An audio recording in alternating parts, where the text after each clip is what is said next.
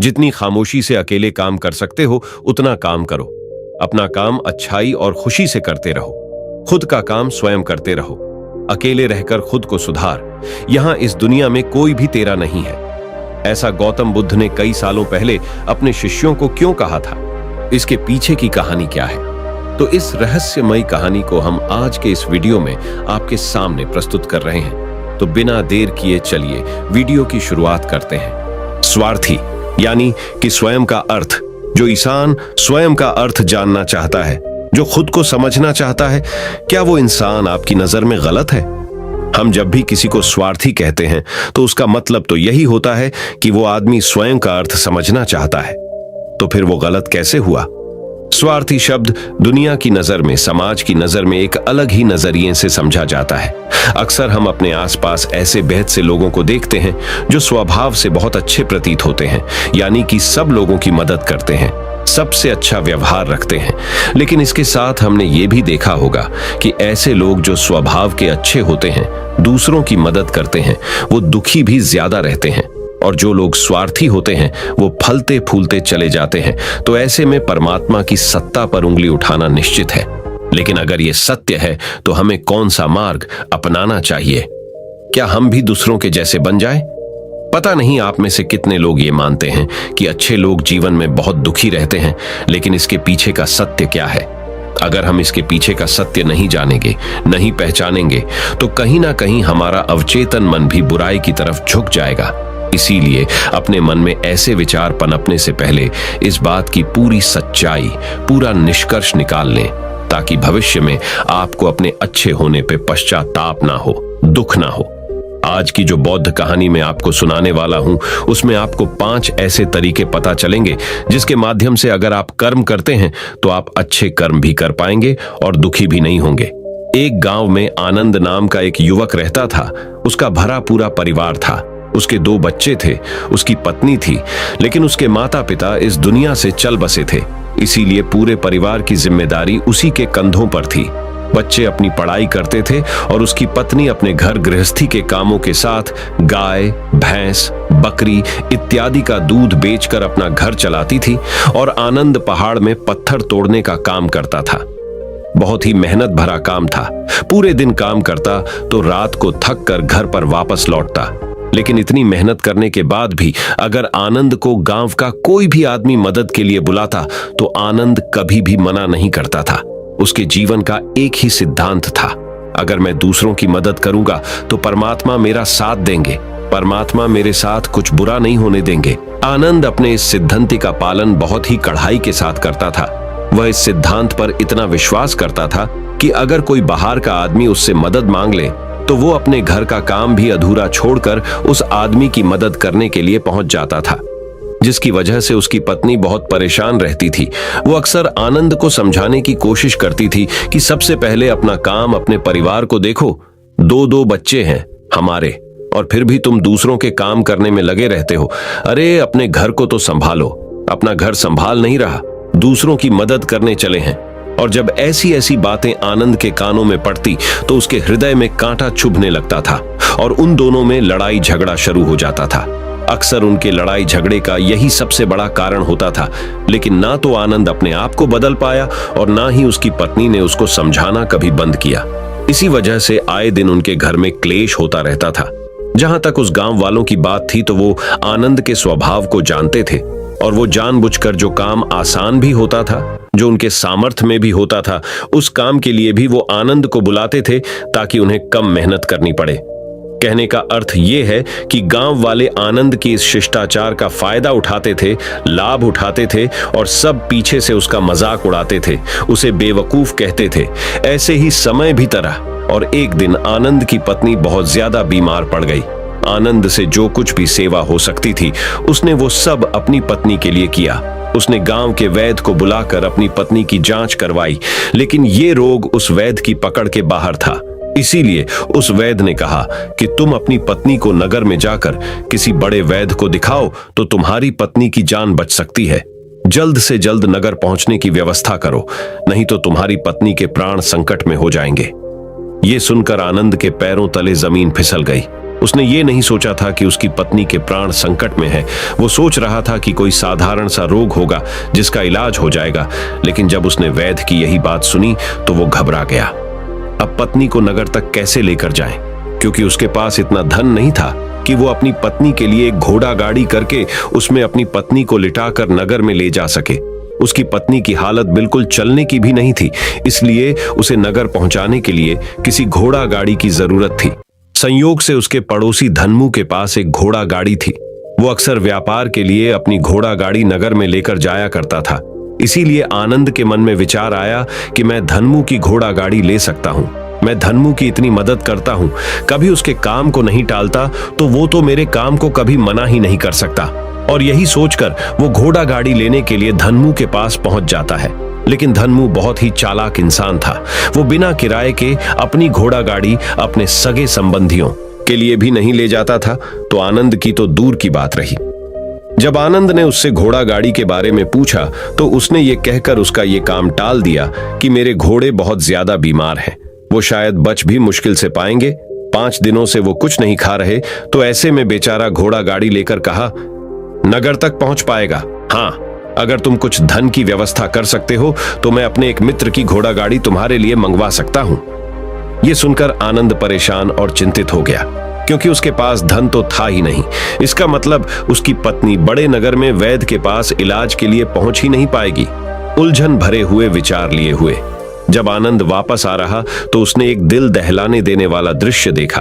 उसने देखा कि धनमू के घोड़े, जो धनमू के अनुसार बीमार थे और कुछ खा भी नहीं रहे थे, वहीं घोड़े गांव का ही एक युवक उसकी बाट से खोलकर बाहर ला रहा था और गाड़ी में उसको जोत रहा था।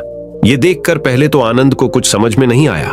उसके बाद जब आनंद ने उस युवक से पूछा तो उसने बताया कि धनमू ने ये घोड़ा गाड़ी उसे किराए पर दी है।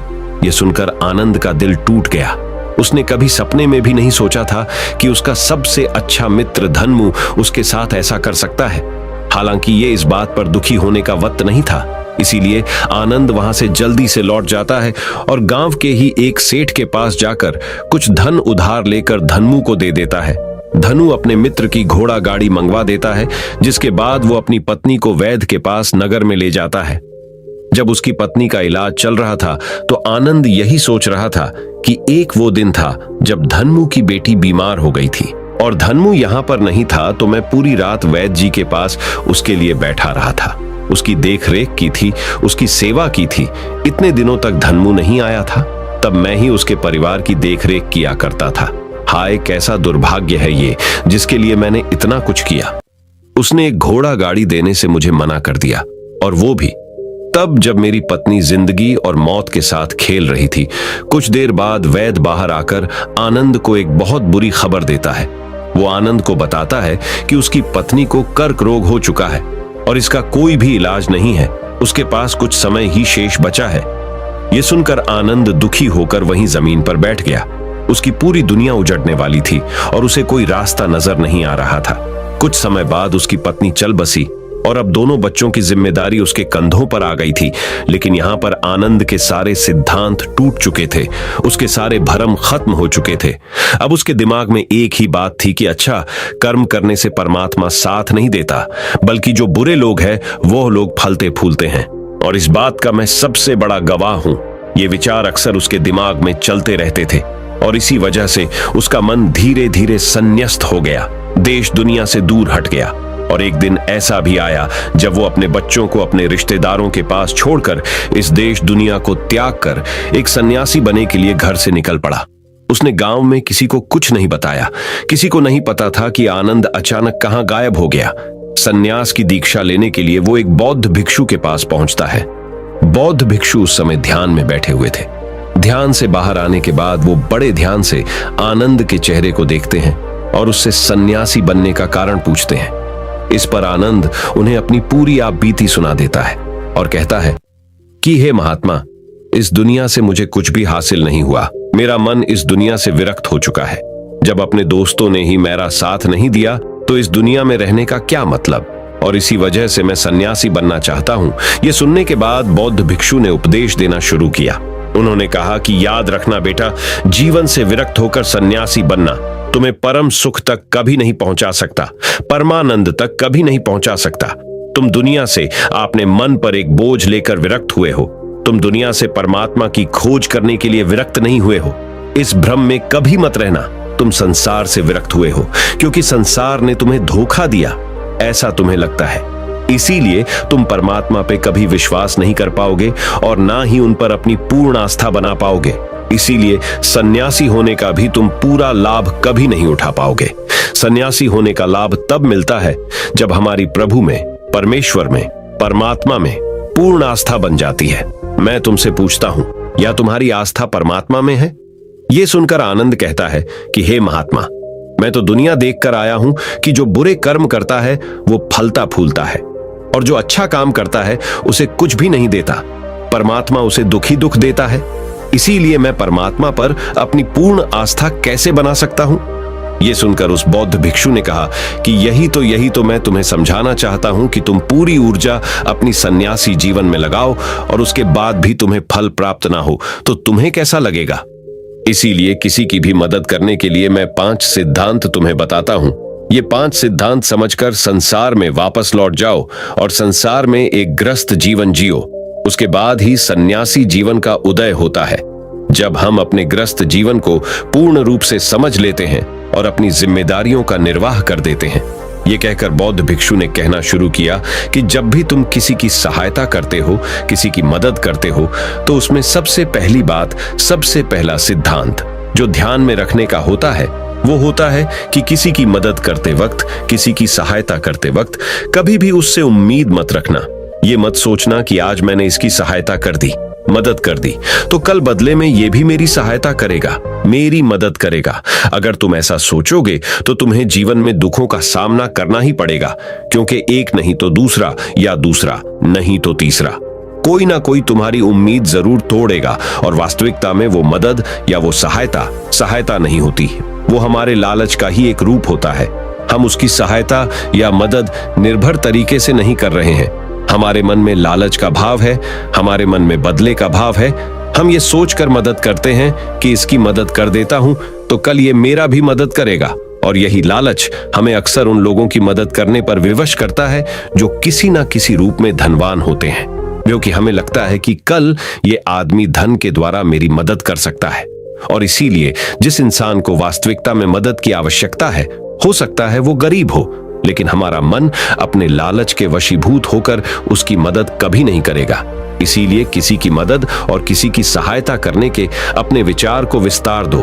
केवल एक प्रकार के वर्ग के लिए अपनी सहायता या अपनी मदद पेश मत करना, उन सब के लिए समान होनी चाहिए।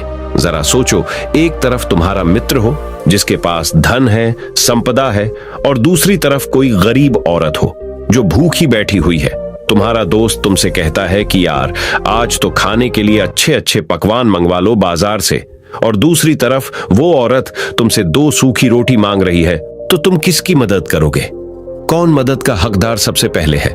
सबसे पहले हमारा कर्तव्य बनता है कि उस औरत की भूख मिटाए, लेकिन अक्सर इंसान ऐसे नहीं सोचता। वो अपने दोस्त को तो खिला देगा, उसको तो बाजार से बहुत महंगी वस्तु मंगा के दे देगा, लेकिन किसी गरीब को उसकी भूख मिटाने के लिए पैसा या धन नहीं देगा। दूसरी बात जो ख्याल में रखने की है वो ये कि सहायता करते वक्त हमारा लालच कभी भी उसके साथ नहीं जुड़ना चाहिए। अक्सर हम जब किसी की मदद करते हैं तो हमारा लालच और हमारा स्वार्थ उसके साथ जुड़ा होता है, और हम अपनी भविष्य की योजना तैयार करके उस आदमी की मदद करते हैं। हम ये सोचते हैं कि अगर मैं इसका ये काम करेगा तो भविष्य में ये आदमी मेरा वो काम पूरा कर देगा, और वो सहायता, वो मदद बिल्कुल भी परमात्मा के द्वार को नहीं खटखटाती, क्योंकि वो लालच है। आप अपने आप को धोखा देने के लिए अपने लालच को एक सहायता, एक मदद का रूप दे रहे हैं। तीसरी बात जो ख्याल रखने की है वो ये कि अपने सामर्थ्य के हिसाब से दूसरे की मदद करो। कभी भी एक ग्रस्त आदमी को किसी की इतनी सहायता नहीं करनी चाहिए जिससे कि उसका परिवार और उसके बच्चे कष्ट में जीवन बिताएं।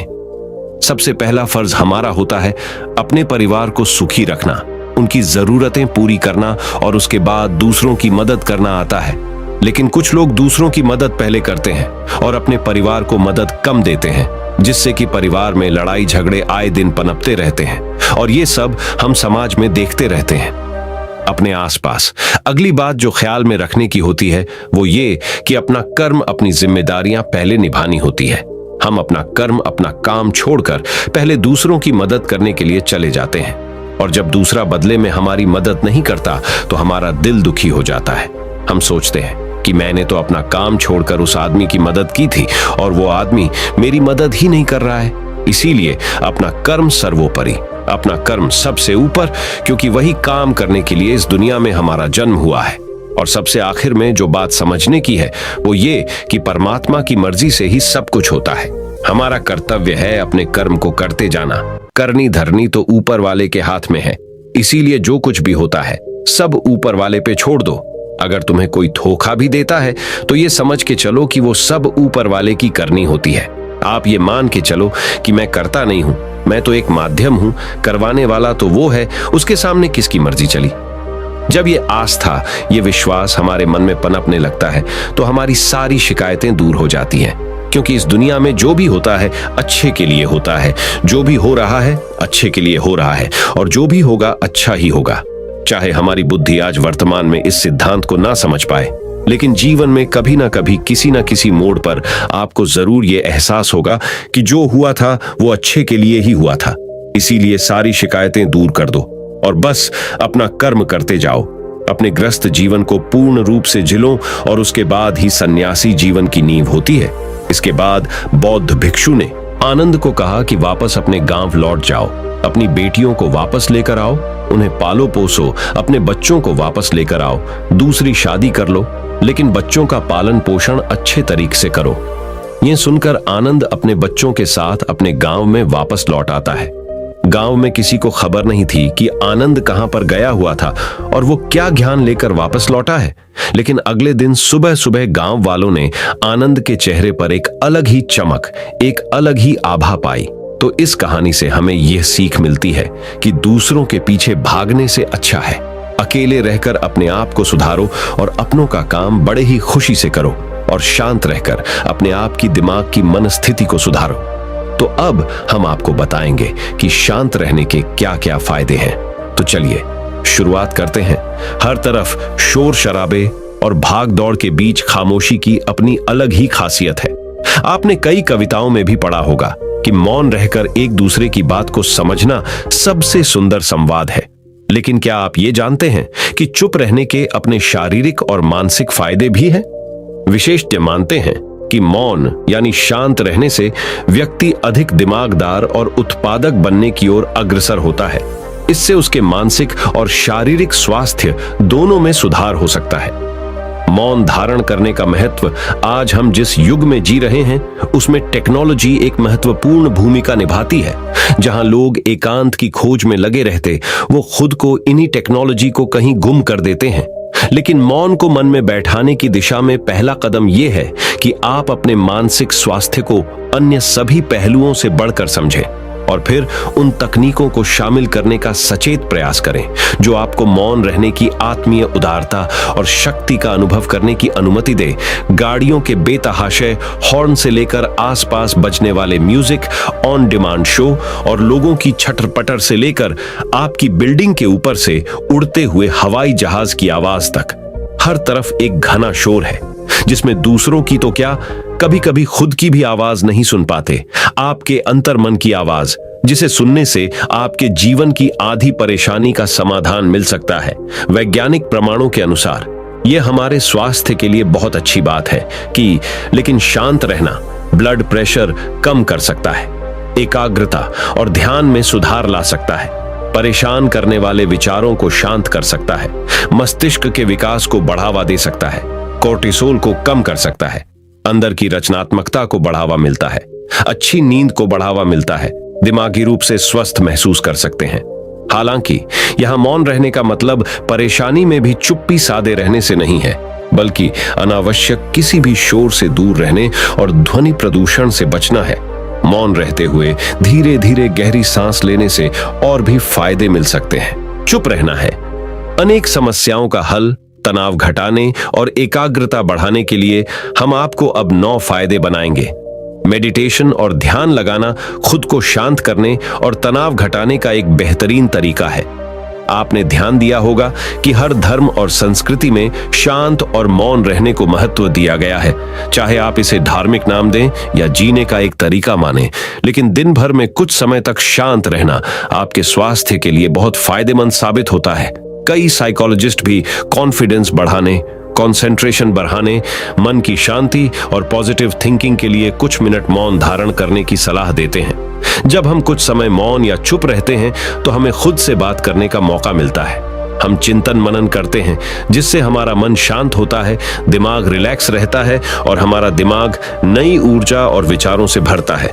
चलिए आपको बताते हैं चुप या मौन रहने के 9 फायदे। पहला फायदा, दिमाग बेहतर काम करता है।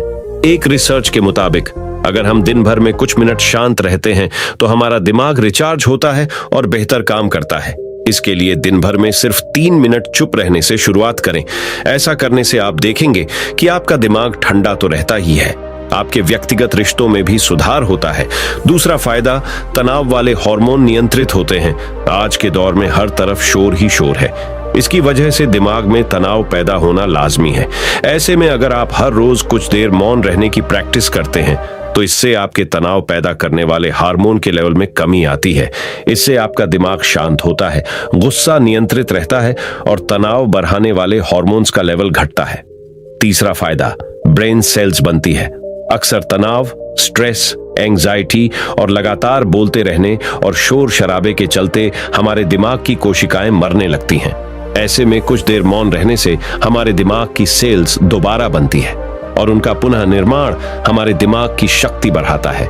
इससे हमारी एकाग्रता बढ़ती है और दिमाग तेज होता है। चौथा फायदा, क्रिएटिविटी बढ़ती है। जब हम दिन भर की उलझनों में उलझे रहते हैं, इस वजह से हम शांत होकर सोचने समझने की क्षमता खोने लगते हैं। इस वजह से हमारी क्रिएटिविटी खत्म होने लगती है। जब हम कुछ देर मौन रहते हैं तो हमारे दिमाग की नई नई क्रिएटिविटी उभर कर सामने आती है। हम में सोचने समझने और सुनने की क्षमता बढ़ती है और हम कुछ नया कर पाते हैं। पांचवा फायदा, परिस्थितियों का सामना बेहतर ढंग से करते हैं। एक रिसर्च में पाया गया है कि जो लोग मौन रहने की आदत डालते हैं वो मुश्किल और तनावपूर्ण परिस्थितियों से बेहतर ढंग से निकल पाने में सक्षम होते हैं। इसकी वजह यह है कि मुश्किल परिस्थिति में वो अपना आपा नहीं खोते और लॉजिक के साथ सोचने की काबिलियत रखते हैं। इस कारण वो परिस्थितियों का बेहतर सामना कर पाते हैं। छठा फायदा दिमाग के लिए है ये एक्सरसाइज। हमारे शरीर का सबसे जटिल हिस्सा दिमाग होता है।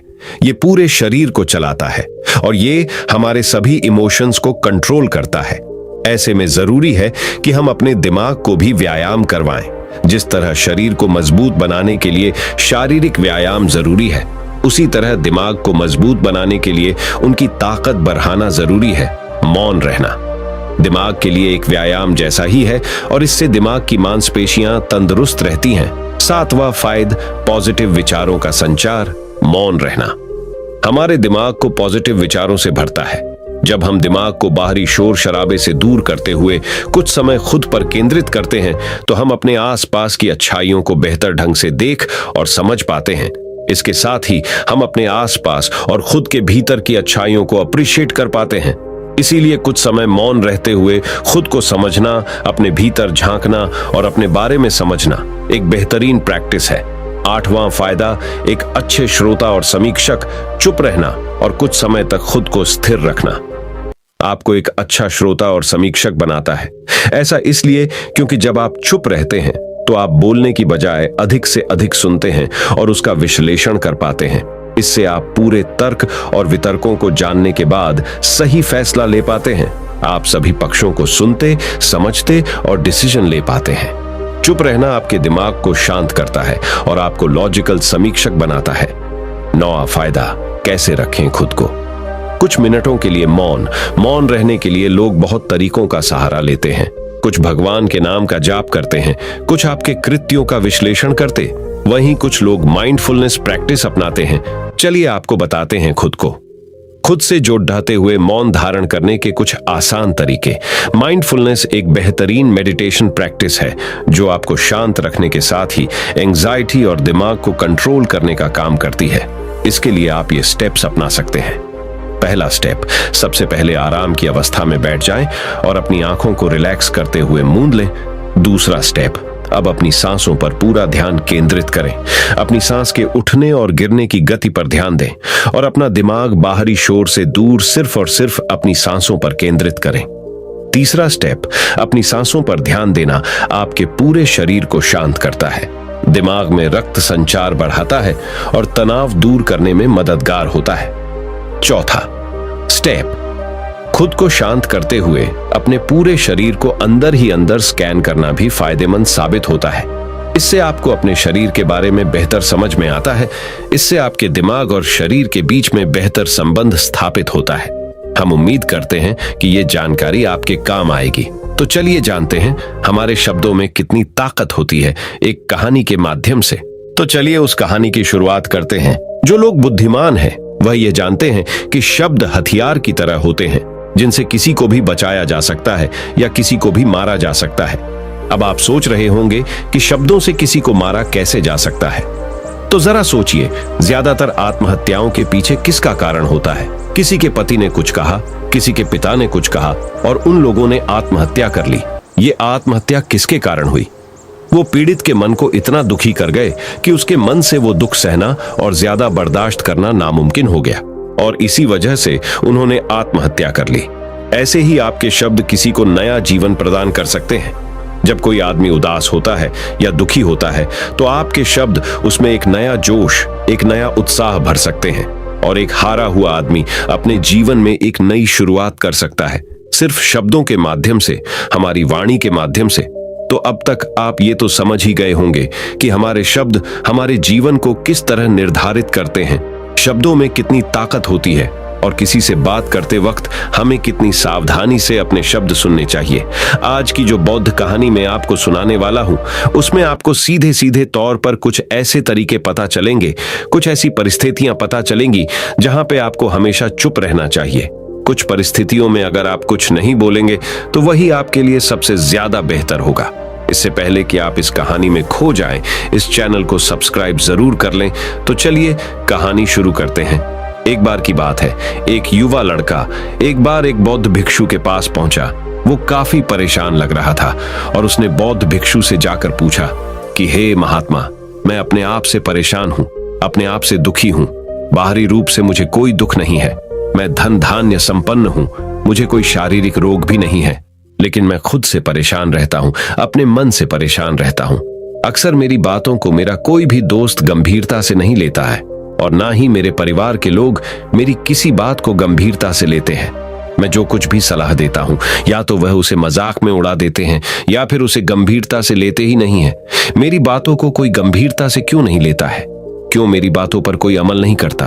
क्यों मेरी बातों में कोई रुचि नहीं दिखाता? क्या कारण है? कृपया मुझे बताने का कष्ट करें और मेरे मन के इस दुख को दूर करें। यह सुनकर बौद्ध भिक्षु ने कहा कि आज सुबह मैं चालित ध्यान करके वापस आ रहा था।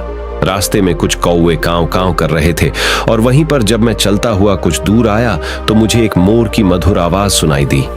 ये सुनकर अचानक मेरे मन में ख्याल आया कि कौवे कितना कांव कांव करते हैं, कितना बोलते रहते हैं, लेकिन कोई भी प्राणी कौवे की आवाज को पसंद नहीं करता। मोर हमेशा सही परिस्थिति के हिसाब से बोलता है। जब भी बारिश होने वाली होती है और बादल गरजते हैं और बारिश होने की आशंका होती है, ऐसे में मोर अपनी मधुर आवाज में गाता है जो सभी को प्रिय होता है, सभी को अच्छा लगता है। ऐसे ही अगर इंसान सही परिस्थिति के हिसाब से सही शब्द बोले, सही वाणी बोले, तो वही वाणी दूसरों के लिए संगीत हो जाती है, संगीत बन जाती है और दूसरे लोग तुमसे सम्मोहित हो जाते हैं और वहीं पर तुम्हें सब लोग गंभीरता से लेने लगते हैं। और दूसरी तरफ अगर तुम यूं ही बेफिजूल ऐसे ही बोलते रहते हो, बिना किसी बात के बोले चले जाते हो, तो फिर तुम्हें कोई गंभीरता से नहीं लेता। तुम उस कौवे की भांति हो जाते हो जिसकी वाणी कोई पसंद नहीं करता और बाद में तुम्हें दुख होता है कि तुम्हें कोई गंभीरता से क्यों नहीं लेता। इसीलिए अपने शब्दों को बेहद बुद्धिमानी के साथ इस्तेमाल करना सीखो। अगर तुम नहीं सीखोगे तो समाज में तुम्हें कोई सम्मान या कोई गंभीरता से नहीं लेगा। यह सुनकर वो युवा लड़का बोला कि हे महात्मा, मैं जानता हूं कि मैं ज्यादा बोलने की बीमारी से ग्रस्त हूं, मुझे इतना नहीं बोलना चाहिए, लेकिन मैं अपने आप पे काबू नहीं रख पाता और ना ही मैं इतना बुद्धिमान हूं कि मैं अपने शब्दों को नाप तोल कर बोल सकूं। मैं तो किसी से बात करते वक्त इतना सोचता भी नहीं कि मुझे अपने शब्द किस तरह इस्तेमाल करने हैं। कृपया करके कुछ ऐसी परिस्थितियां बता दीजिए जहां पर मुझे कम बोलना है या फिर बोलना ही नहीं है, हमेशा चुप रहना है। अगर आप मेरा ऐसे मार्गदर्शन कर सकते हैं तो मेरा जीवन आसान हो जाएगा और मुझे ज्यादा दिमाग या अपनी बुद्धि लगाने की भी जरूरत नहीं पड़ेगी। ये सुनकर बौद्ध भिक्षु ने मुस्कुराते हुए कहा कि बेटा, वैसे तो इंसान को हर परिस्थिति में सोच समझकर ही बोलना चाहिए, लेकिन अगर वो हमेशा होश में नहीं रह पाता है, ध्यान में नहीं रह पाता है, तो मैं तुम्हारे दैनिक जीवन की कुछ ऐसी परिस्थितियां बता रहा हूं जहां पर तुम्हें हमेशा चुप रहना है। अगर तुम ऐसी जगहों पर कुछ बोलोगे तो जहां तुम्हारा अपमान ही होगा या फिर तुम्हें कोई गंभीरता से नहीं लेगा। सबसे पहली जगह है, या यूं कहे ऐसी परिस्थिति जहां पर इंसान को हमेशा चुप रहना चाहिए, वो है जब किसी ऐसे विषय के बारे में बातचीत हो रही हो जिसके बारे में आपको कोई जानकारी ही नहीं है। तो ऐसी परिस्थिति में व्यर्थ में बीच में टांग अड़ाना, अपना ज्ञान देना, व्यर्थ का ज्ञान, आपको कुछ पता नहीं है लेकिन फिर भी आप अपना ज्ञान देने के लिए उत्सुक हैं, तो ऐसी जगह पर आपका अपमान ही होगा। जरा तुम खुद सोचो, जब कोई बीमार आदमी अपनी बीमारी के बारे में चर्चा कर रहा हो और आपको उस बीमारी के बारे में कोई भी ज्ञान नहीं है, लेकिन फिर भी आप व्यर्थ में, बेकार में उसे ऐसी ऐसी औषधियों बता रहे हैं जिनका उसकी बीमारी से कोई तालमेल ही नहीं है, तो ऐसे में आप अपनी प्रतिष्ठा अपने हाथों से खो रहे होते हैं और आपको पता ही नहीं होता। ऐसी परिस्थिति में आदमी को हमेशा सुनना चाहिए। ध्यान से सुनना भी एक कला होती है। अगर आप सुनने का दिखावा करेंगे तो कहीं ना कहीं सामने वाले आदमी को ये एहसास हो जाता है कि ये मेरी बात पूरे ध्यान से नहीं सुन रहा है। इसीलिए जब आपको किसी विषय के बारे में पूरी तरह से जानकारी ना हो तो वहां पर केवल अपने कान लगाना ही ज्यादा महत्वपूर्ण होता है, ज्यादा जरूरी होता है। आप उस इंसान की बातें ध्यान से सुन सकते हैं और इसी बीच आप दोनों के बीच एक संबंध पैदा होगा और उस संबंध सच्चा होगा, क्योंकि आपने उसके बात को बड़े ही ध्यान से सुना है और इस बात का पता सामने वाले को भी होता है। तो हम बिना कुछ बोले, सिर्फ सुनने मात्र से किसी को अपना दोस्त बना लेते, अपना मित्र बना सकते हैं। इस बात को हमेशा ध्यान में रखना। दूसरी जगह जहां इंसान को हमेशा चुप रहना चाहिए वो है खाना खाते वक्त। खाना इंसान को हमेशा चुप रहकर खाना चाहिए, मौन रहकर खाना चाहिए। महात्मा बुद्ध और उनके भिक्षु हमेशा चुप रहकर भोजन करते हैं, शांत भाव से भोजन करते हैं, परिपूर्ण होकर भोजन करते हैं, पूरी तरह से करते हैं, एक एक टुकड़े का स्वाद लेकर भोजन करते हैं। और ऐसा भोजन जब आपके शरीर में पहुंचता है तो वो आपके अंग अंग तक ऊर्जा पहुंचाता है। अक्सर हम भोजन करते वक्त कुछ ना कुछ बोलते रहते हैं, कुछ ना कुछ सुनते रहते हैं, लेकिन मौन रहकर पूरा स्वाद लेकर उस भोजन को कभी नहीं करते। हम उस भोजन को करते वक्त आधे अधूरे ही रहते हैं और इसीलिए हमारा शरीर रोगों से ग्रस्त हो जाता है। जरा तुम खुद सोचो, बौद्ध भिक्षु हमेशा भिक्षा लेकर भोजन करता है और भिक्षा भी कितनी बिल्कुल मामूली सी, और वो भी एक वक्त। तो एक वक्त भोजन करने के बाद भी वो इतने स्वस्थ रहते थे, इतने उत्साह, जोश और आनंद से भरे होते थे। और हम तो इतना खाना खाते हैं, इतने सारे भोजन की सामग्री हमारे लिए उपलब्ध होती है, लेकिन हमारे शरीर में कोई ऊर्जा नहीं होती। इसका सबसे बड़ा कारण होता है कि हम अपना भोजन होश में नहीं करते हैं, परिपूर्ण होकर नहीं करते हैं, मौन रहकर नहीं करते हैं। इसीलिए अपना भोजन हमेशा मौन रहकर ही करो। तीसरी जगह जहां पर अगर आपने चुप रहना सीख लिया तो इसका मतलब यह है कि आपने अपने ऊपर विजय हासिल कर ली। जी हां, गुस्से में शांत रहना या चुप रहना इतना आसान नहीं होता है।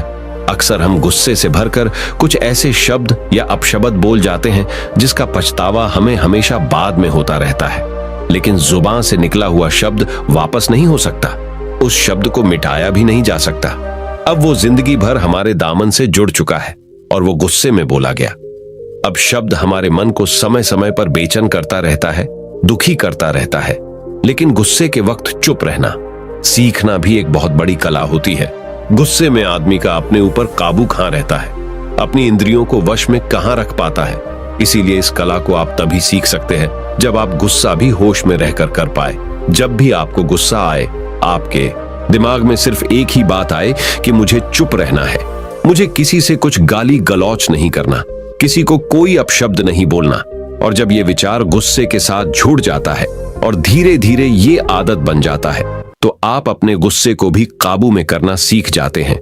जब भी कभी गुस्सा आए तो किसी को कुछ बोलने की बजाय कुछ शारीरिक व्यायाम करना शुरू कर। उछलना, भागना, दौड़ना, जिम करना, कुछ भी। आप ऐसा व्यायाम कर सकते हो जिसमें आपका शरीर थक जाए। आप पाएंगे कि जब आपका शरीर थक जाता है तो आपका मन भी शांत हो जाता है। आपने उस गुस्से की ऊर्जा को एक सकारात्मक रूप दे दिया। और यही बुद्धिमान व्यक्ति की पहचान होती है, जो दूसरों के तानों से भी अपना घर बना लेता है, अपनी कामयाबी के रास्ते निकाल लेता है। वही सच में बुद्धिमान आदमी है। जो जहर को भी दवा बनाकर इस्तेमाल करना सीख जाए, वही असली बुद्धिमान होता है। चौथी जगह जहां आप चुप रहेंगे तो आपके लिए वही सबसे ज्यादा बेहतर होगा, वही आपको सम्मान दिलाएगा। चौथी जगह है जब चार लोग आपस में बैठकर बातें कर रहे हो, कोई बैठक कर रहे हो, तो वहां पर जब चार लोग बात कर रहे होते हैं तो चारों लोग एक साथ तो बात कर नहीं सकते। एक बार में एक व्यक्ति बोलेगा और तीन सुनेंगे, तभी वो बैठक कामयाब हो पाएगी, तभी वो चर्चा सही रूप में आगे बढ़ पाएगी। लेकिन अगर कोई आदमी ऐसा बैठा हुआ है जो बीच में ही दूसरे की बात काटकर अपनी बात को ऊपर रखना चाहता है, तो ऐसे में वो चर्चा या वो बैठक आपको कहीं नहीं पहुंचाएगी और चारों लोगों के बीच आप सबसे मूर्ख कहलाओगे। अगर आपको अपनी बात कहनी है तो सामने वाले को अपनी बात पूरा करने दो, उसके बाद अपने विचार रखो। यही एक भद्र पुरुष या फिर कहीं अच्छे आदमी की पहचान होती है। और आखिरी जगह, अगर हमारे माता पिता हमें कुछ कह देते हैं, हमारे बड़े बुजुर्ग हमें किसी बात पर डांट देते हैं या हमें थप्पड़ भी मार देते हैं, तो ऐसी जगहों पे आपका चुप रहना ही उनके प्रति सम्मान दिखाएगा, उनके प्रति आदर का भाव व्यक्त होगा। अगर आप उनके सामने उनका विरोध कर देते हैं, उनका प्रतिरोध कर देते हैं, तो वो गुस्सा तो थोड़ी देर बाद शांत हो जाएगा, लेकिन वो कही गई बात, वो विरोध किया हुआ शब्द या फिर कुछ भी उल्टा सीधा हमेशा आपके मन को सताएगा और आपके माता पिता को हमेशा यही लगेगा कि आज ये हमारी इज्जत नहीं करता, आज ही हमारी बात नहीं मानता, क्योंकि ये कमाने लग गया है, ये बड़ा आदमी बन गया है। ऐसी ऐसी बातें उठेंगी, ऐसे ऐसे तंज कसे जाएंगे। इसीलिए ऐसी जगह पे आप मौन रहिए, चुप रहिए, कुछ मत बोलिए, अपने गुस्से को अपने अंदर ही पी लीजिए, कुछ व्यायाम कर लीजिए, भाग लीजिए, दौड़ लीजिए, आपका मन अपने आप शांत हो जाएगा। आखिर में बौद्ध भिक्षु ने अपनी बात को खत्म करते हुए कहा कि कम शब्दों में अपनी भावनाओं को उतारना सीखो। शब्द हथियार की तरह होते हैं। बोलो तो होश में बोलो, ध्यान में बोलो। जीवन शैली ऐसी बना लो कि आप जब भी बोलो पूरे होश में रहकर बोलो, पूरे आनंद के साथ बोलो, पूरे प्रेम के साथ बोलो। ऐसी वाणी बोलो जो दूसरे के दिल को ठंडक पहुंचाती हो, दूसरे के मन को भी शांत कर देती हो, और वो तभी संभव है जब आप प्रतिपल होश में रहकर बोले। इसके बाद वो युवा लड़का बौद्ध भिक्षु के सामने नतमस्तक हो गया और उनको प्रणाम करते हुए अपने घर वापस लौट गया। अब हम जानेंगे महात्मा गौतम बुद्ध के अनुसार अपने मन को जल्दी से जल्दी वश में कैसे किया जाए। तो चलिए जानते हैं गौतम बुद्ध से शांति के फायदे। तो आपको पता चल गए अब गौतम बुद्ध के अनुसार अपने मन को कैसे संयमित किया जाए। चलिए उसके बारे में जानते हैं। भगवान गौतम बुद्ध कहते थे, ये संसार एक माया जाल है जो कि मनुष्य को अच्छाई भी दिखाता है और बुराई भी दिखाता है। कभी सुंदरता दिखाता है तो कभी दुर्बलता दिखाता है। कभी यह संसार मनुष्य को आकर्षित करता है और कभी कभी मनुष्य को इतना उलझा देता है कि मनुष्य को खुद के जीवन का ध्यान ही नहीं रहता।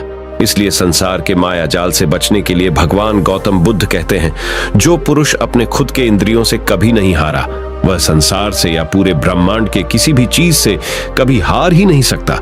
वह मनुष्य जहां भी हो उसकी विजय निश्चित है। दोस्तों, आपको बता दे कि इंद्रियों का मतलब होता है कान, नाक, त्वचा, जीभ, हाथ।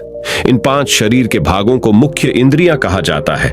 इन इंद्रियों को जो पुरुष या स्त्री अपने मन से संयमित कर पाते हैं, वह पुरुष या स्त्री बड़ी ही आसानी से संसार के महासागर को पार कर लेते हैं। यानी कि किसी भी चीज से वह आकर्षित नहीं होते और अपना कर्म बड़े ही विश्वास के साथ करते रहते हैं। ऐसे ही मनुष्य संसार में या इस लोक में या परलोक में बार बार विजयी होते रहते हैं। तो चलिए जानते हैं कि हमारे मन को कैसे वश में किया जाए ताकि हम इस संसार के माया जाल में फिर से ना फंसे।